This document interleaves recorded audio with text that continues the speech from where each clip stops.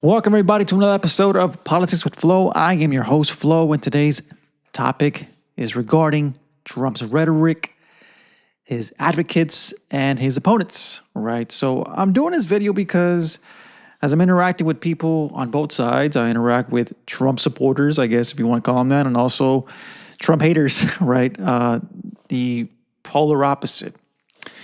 And, I like to be very, very unbiased on things. I like to look at things from a objective perspective, as always, as a historian, as a social scientist. That is what I enjoy doing. So, I was looking at Trump's rhetoric. I've been looking at his rhetoric, and I was looking through his speeches and just, over the last 8 years or whatever it's been, or 10, I guess, at this point. And just going over some of the stuff that he said, and I also have been looking at his advocates, his supporters, and also the people who just downright hate the guy, right? So I'm doing this because I want to give, again, a non-biased opinion on this. I want to give my perspective on it based on what I've seen.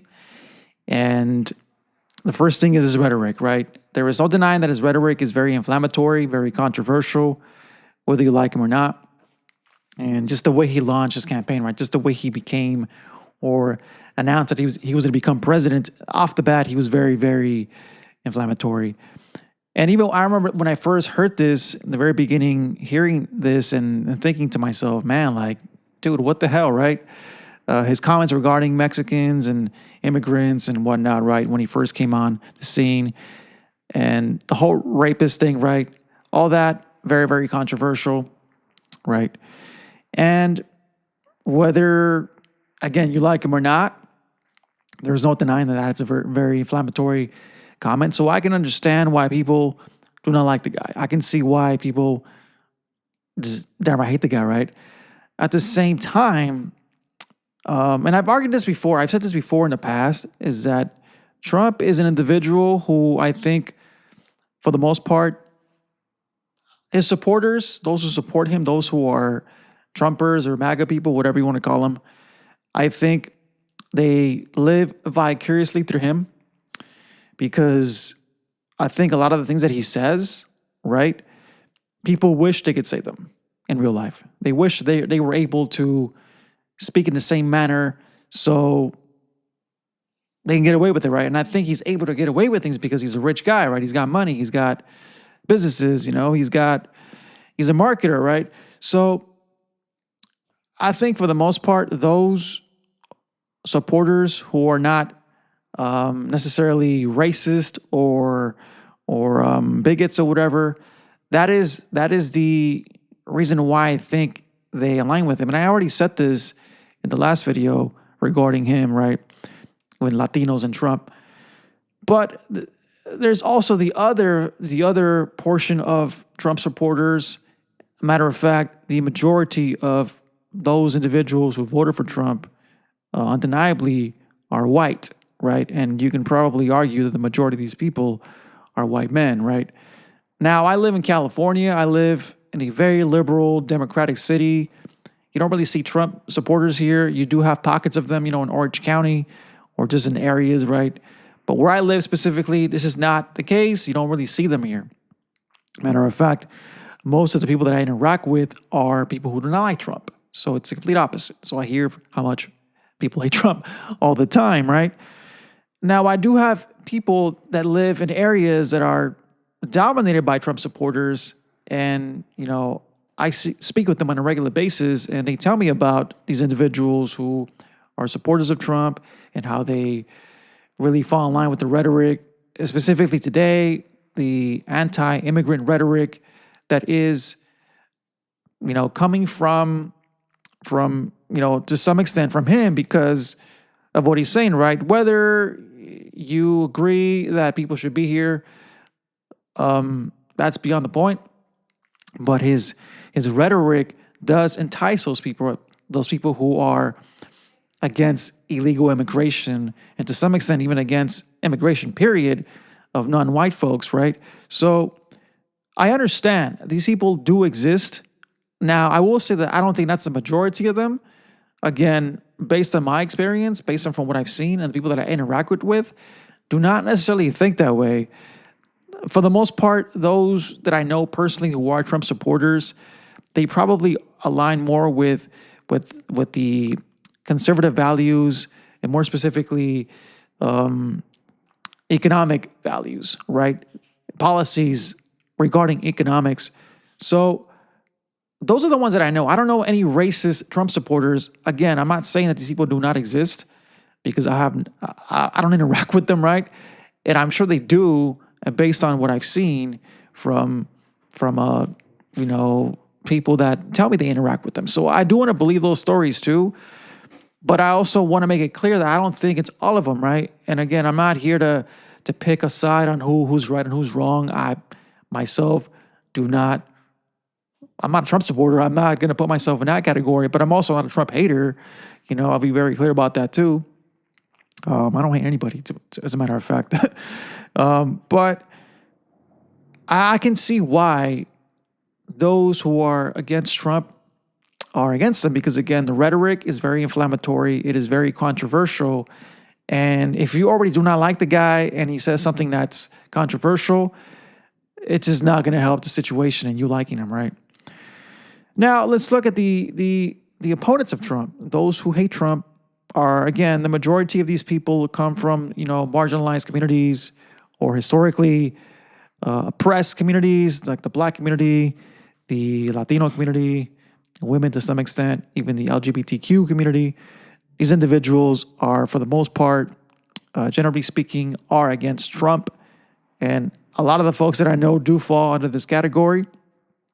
And they will say things like, like Trump is trying to attack immigrants or Mexicans or blacks or the gay community, whatever, right? So that's how they feel, right? And again, I can see why they say that based on some of the rhetoric that's very controversial. And more than likely, it's probably because of the people that they're interacting with, the Trump supporters, who really feel this way, right? There are individuals, again, who do feel that people like me or anybody that's not white does not belong in this country. So I say this to say this, that I think the fight really is between Trump supporters and Trump haters, I guess, for lack of a better word. And because of his rhetoric, Trump, he's not the best speaker. Let's just be honest, right? He's not the best speaker. And when you put this out in the air, and as a politician, as somebody who is in power, you essentially leave it up to the interpreter to the audience to interpret this in many ways, right? So, for example, the rhetoric of those who come from Mexico are not the best. They're not. Mexico is not bringing their best people, or whatever he said, right?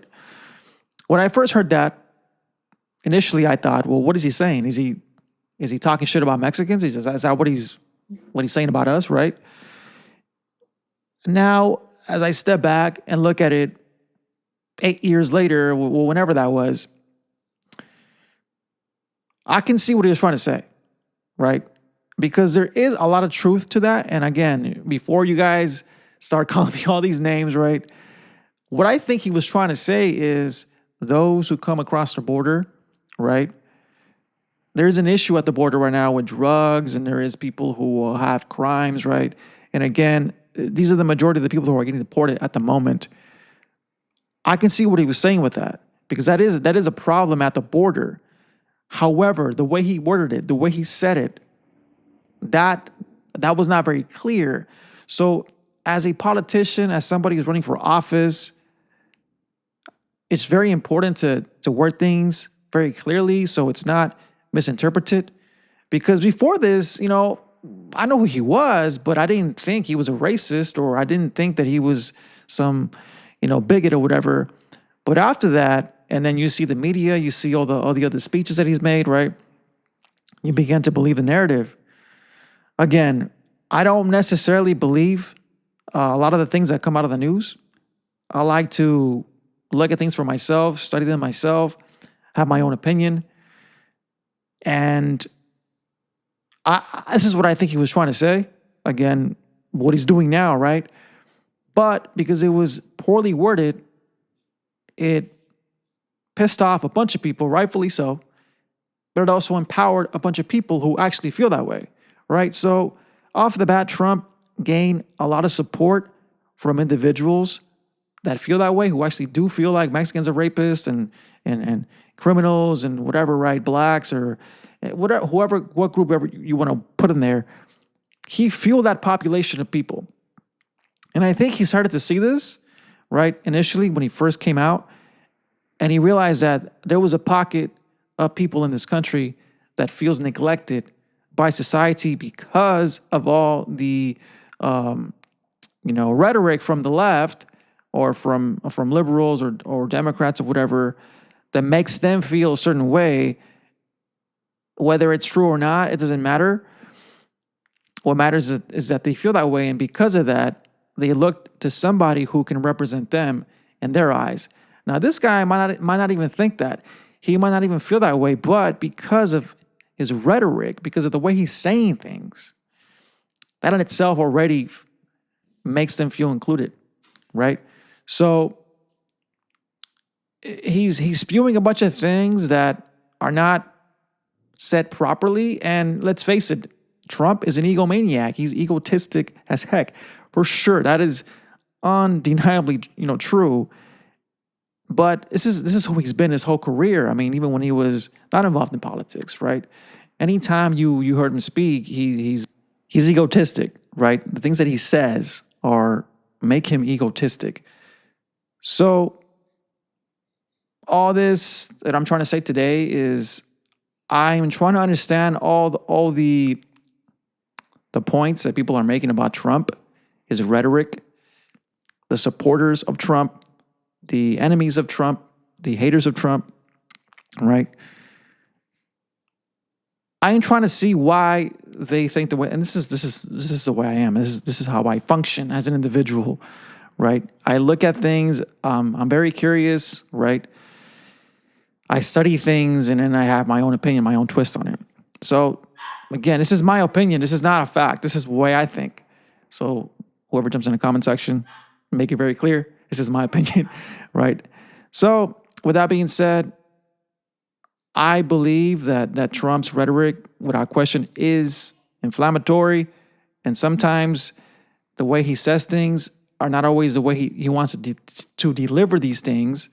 But because he says them a certain way and his advocates believe some of the things that he says, it falls in the ears of them, and then they feel like, okay, he's talking to us. And then those who hate him say, well, there you go. See, this is what he's saying. This is why I hate this guy. Yeah, I mean, this is what's going on. And I think at this point, it's too late to change who he is. I think that,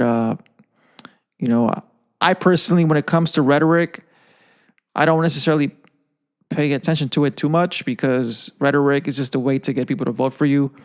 I'm more concerned with policies, right? With what is being implemented, the laws that are being implemented.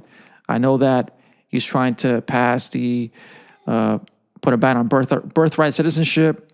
I don't believe it's going to pass, to be honest, but right, I'm against that as well, for sure. I mean, I think it's stupid to try to ban that. I mean, it's not going to pass, right? As far as everything else, we'll see. We'll see what ends up happening with his executive orders. And yeah, I mean, that's what I wanted to say today. And let's see what ends up happening. But again, what are your thoughts? Do you agree with this? Do you think that his rhetoric is inflammatory?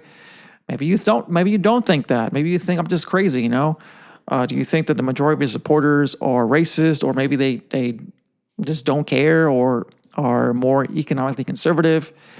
And do you believe that the haters of Trump, those who don't like Trump, are so consumed with his rhetoric that they fail to see what he actually is trying to say, if that makes any sense? All right. So on that note, this is Flo. Until the next one, peace out, people.